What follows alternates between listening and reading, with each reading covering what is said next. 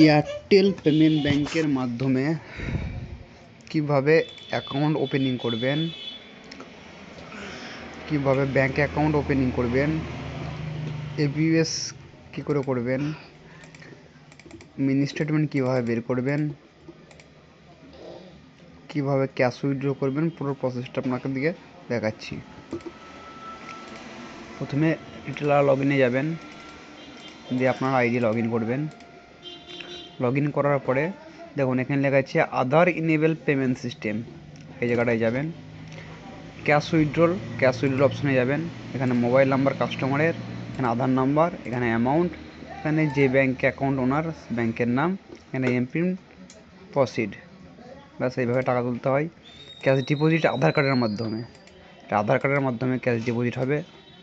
এটা mini statement, mobile number, Aadhaar number, bank, MPIN, balance inquiry,